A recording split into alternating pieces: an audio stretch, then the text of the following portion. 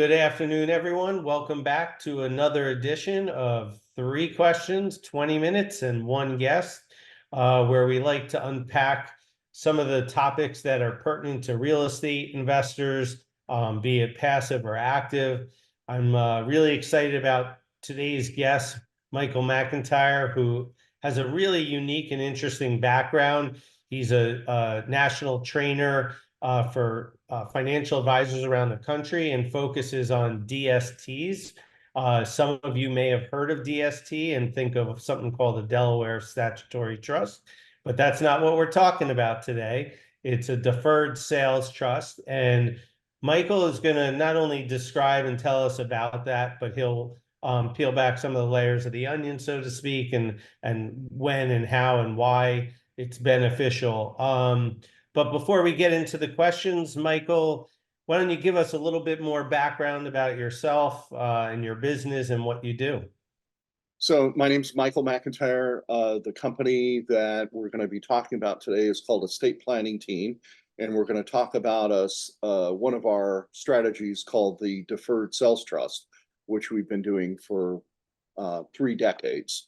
And my background is over 40 years in the financial services business, and it's made a living for us and our family over the years and for many, many thousands of clients.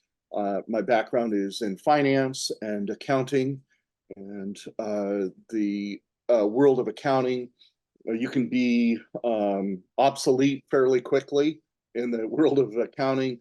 Every few years, a major tax law comes along, and then all of a sudden, you don't know what you're talking about. So I'm working on my second master's right now in taxation, and I just try to keep up to date. I remember when my dad came home, and he had been educated at MIT, but on as an electronic engineer, but on tubes. And so at one point, he was no longer, he was obsolete, and the knowledge that he had in school, of course, you're training all along when you're in the business. So it's important to keep up to date in our industry because this is probably the most dynamic of industries. It's also important if you're a real estate professional and you're advising clients to have a fiduciary responsibility for your clients too, and to care about them and to look at ways to help them. And then if you're also on the other side of the fence where you're the real estate professional and real estate, it's important for you to pick the right people that are advising you at the most dynamic level, because I call it the tax continuum, which is that if you look at taxes, they're your most important feature as a high net worth individual. It's your biggest expense. And before you even get paid, there's a payroll tax or a self-employment tax, or your corporation is taxed. So before you even get money, you got to pay a tax. Then when you get the money, you got to pay a tax on the income tax, and then on things that you purchase, all things you purchase pretty much, you got to pay a sales tax. And for the biggest items that you're going to buy in life, you're going to have a property tax on that tax. And then if somehow you do really, really well throughout your lifetime, the government is going to get you on a death tax, an estate tax. So somewhere along the way, you've got to hack these things. Otherwise, you're going to be owned by the man. You're going to be owned by the government. And so that's what we try to teach. And that first principles is to teach our clients how to have this financial self-defense, which is having somebody or working with somebody that's going to help you on taxes. So you asked about the Deferred Sales Trust and maybe how it differs from the Delaware Statutory Trust, and maybe how it differs from the 1031. Yeah. Well, thanks first for the intro. We have something else in common. My father was an electrical engineer as well, although he did not go to MIT. But I had the pleasure of meeting Michael through our accountant who has worked with him and helped him understand this DST. So why don't we dive right in layman's terms, talk to us about what a deferred sales trust actually is. Yeah. So we have a marketing name that we've called it Deferred Sales Trust. So we're deferring a gain. You're selling something, and we're using a trust to intercept what would be called constructive receipt. Constructive receipt means that if you get money, you got to pay taxes on it, right? By the same token, what a 1031 does is that it allows you to sell your property and buy another one and exchange it for that property. And in doing so, you are not having constructive receipt during that process. You're using a qualified intermediary, a QI, or sometimes depending upon the location, or what it's called an accommodator. They hold it for 45 days, you identify, and then 180 days to complete the transaction. This is a type of installment sale, and the section of the code is 1031. That's why I call it 1031. Used to call it a starter exchange, but it's the 1031. It's the section in the code. The law that we're going to talk about for the next few minutes is called IRC 453, or an installment sale, most commonly known as. The way that an installment sale is, David, I could buy your property right now and offer you an installment sale on the purchase. Instead of giving you cash, I make payments to you. You act as a bank to me. So that law has been around for over 100 years. Now we're going to twist it just a little bit. So there are a lot of people, for whatever reason, that are tired of having the tenants and the toilets and the trash, and they want to move on to the cruises and the clubs and the cocktails of their life, right? Or they may not be able to follow and get through and find in that 45-day and that 180-day be able to purchase a property. So we have lots of clients that are developers, and choice properties are hard to find. And so maybe they are not going to be able to do it in that 45-day period. So both of those guidelines are our clients, and highly appreciated asset, and then they want to purchase something, or maybe they don't want to purchase it now. But our structure, you can purchase real estate with it. And basically, the seller, whoever sets up, we're working with, we have attorneys that are in our network of estate planning team and trustees. So Jason is your accountant is a trustee, and that's typically who we work with. They become a trustee, and the attorney works with your seller, or you, if you're the seller, and we're going to do an assignment, a right of assignment, either contract, or maybe you own it in your LLC, to the trust. So you're going to essentially sell your asset just like you do with the assignment on a 1031 to the QI. So the money is then, instead of you getting it, it goes into this trust, because that, like the QI, going to hold on to the funds and issue you a contract back for the purchase, which is a payment series back to you. So you're going to get a principal and an interest payment arrangement called an installment sale back to you. That contract is not taxable. So the trust buys it from you, let's say for $5 million, if we want to work it that way. 5 million, the trust buys it from you for 5 million because we know that the buyer is going to pay 5 million. We issue you the trust that you're going to name. So you didn't come up with a brand new trust name. The trust then buys it from you and then gives you a payment series back. The funds then arrive into the trust name, not in your name, but in the trust name, and then contractually has an obligation to pay you back over the stated period that you want. Whatever that period is, the interest rate is going to be based on the collateral that you select, which is going to be typically financial assets, could be treasury bills if you're super conservative, could be more aggressive if you wanted it to be. It's all set up. And then now this collateral account can be used for financial assets and a payment, and you only pay the taxes on what you receive back, which for most people, this is a level lower in taxation.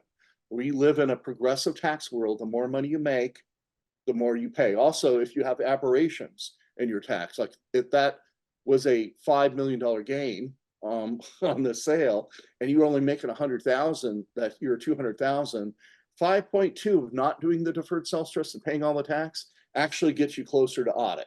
It's a reason to be audited is to have that. With our structure, you're going to carry it on a form 6252, which is a form for installment sales that the IRS recognizes and is not a an item that you would be audited for normally, for by carrying that balance. So what you're doing is maintaining that balance. So if you're in New Jersey or you're in New York, California, Taxifornia, we're a high tax state.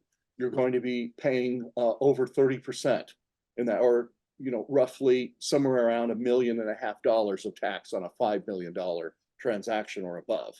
With that $1.5 million of tax, you're going to keep that $5 million working for you in the deferred sales trust versus handing it away. So that arbitrage of getting 5, 6, 7% is going to build you wealth, and thereby some of the continuum, the tax continuum, has been cut a little bit for you, but you're maintaining that wealth on it.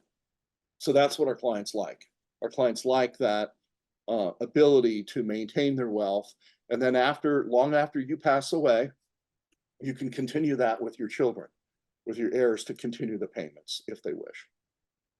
So what I find is kind of unique is that when most people look, and talking specifically about real estate, when you have a gain, we talked a little bit about the 1031, which has some time constraints that you have to adhere to, and you have to exchange to something like kind, like another piece of real estate. Can you kind of drill down on the DST and how that differs on terms of what you can invest in and the time frames that you need to put money to work or don't need to, and how and when and if you do realize the gain and when that would occur? Yeah, so the 1031 is a great instrument if you can identify the property in 45 days, or and you can close in 180 days. Works out well. But when I talk to a lot of clients, they look at it as the shotgun wedding approach, is that you've got to have everything ready to go, and financing is harder. And the grass, the theory is on a 1031, the grass has to be greener on that new purchase. And we can rescue those kinds of deals when they're in the QI with the right QI. Okay. And it has to be real estate to real estate related. If you don't want to go into real estate, then we're an alternative. Now, the 1031 has a number of advantages, which is the step up in basis. So when you die, your heirs don't have to pay capital gains taxes on that new value. The bad part about it is that you run right into the buzzsaw of the highest tax, which is estate taxes, and those are going to sunset, meaning right now they're at 12.3 million. They're going to go to about 7 million-ish in 2025, as many of these tax rules are sunsetting now. They're never permanent. They're not permanent kinds of things. So the step up in basis is not a panacea. It also could go away every time there's a new tax law that comes out. It's like a tennis match. It's on the board, it's off the board, it's on the board when we see these things happen. So you got to die in order to get it, which that's kind of a rough way to get that tax benefit. So a lot of people during their lifetime want to do other things and don't want to they feel that the real estate begins to own them. When you start to see that it's hard to evict people, the difficulty of the real estate, the location of things, and that property is beginning to own you instead of you own it, and it's, you're getting older and it's getting harder to manage, then the deferred sales trust, for all of those reasons, might be a better option for you, or at least look into it and see if it works. And the 1031, you can exchange any property that you want to, but you've got to find the right replacement. And frequently people fulfill on a 1031 just so that they don't have to pay the taxes. Right. And not we see that rates and yeah, we see that pretty frequently. Investors that coming out of a deal, they're rushing into something. Sometimes they're picking an asset that isn't ideal just to avoid the taxes, or they're going into a DST, not to be confused with DST, a Delaware statutory trust that allows you to almost, join a pooled vehicle managed by a third party. So I think what's really unique about this, and allows you to invest across all different assets into the stock market, bonds, real estate, whatever. we're getting close to finishing up here. Just one more question for you. How does someone set up a DST and what's involved in it, and who manages it over a period of time?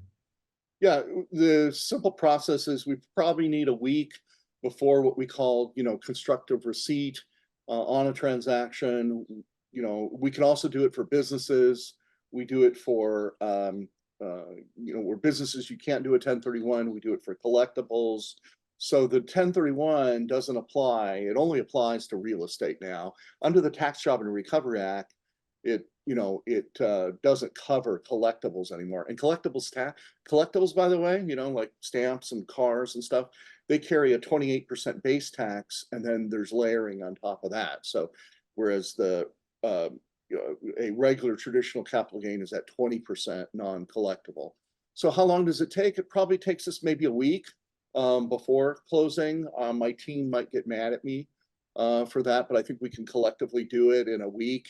We need to have the trust set up, and then where it's managed depends on the seller, or sometimes we call them interchangeably, the lender, the taxpayer. That seller names the trust, and when we can generally do that in 24 to 48 hours, get that trust set up, get the tax ID number set up, and then we usually have a financial advisor. It could be their financial advisor, as long as they're entered into our system and part of our membership with EPT. And there's a lot of firms that, financial advisory firms that want to control everything. The bigger the name, the harder it is for them to manage it. But we try to be very flexible on our end. They can have their advisor generally manage the money, or we can manage the money as advisors. And so it takes about that amount of time and setup and some little bit of forethought before. A little bit harder than a 1031, which sometimes can take 2 or 3 days. We probably take a week. Right. Okay. Okay. Well, that's very helpful information. As I said, like, this is an interesting topic that people don't know a lot about. If somebody wanted to get in touch with you and learn more about this Deferred Sales Trust, what's the best way to connect with you? Yeah, so my contact information is my email, which is askmac, ASKMAC, at myept.com, or my phone number 949-682-8342. So any of those numbers, and our website is myept.com. All right, awesome. Well, Mike, I want to thank you very much for joining us, and thank you everyone for coming on for another edition of 3 questions, 20 minutes, 1 guest, and we wrapped up in 20 minutes. Thank you and have a great day. Thank you. Take care.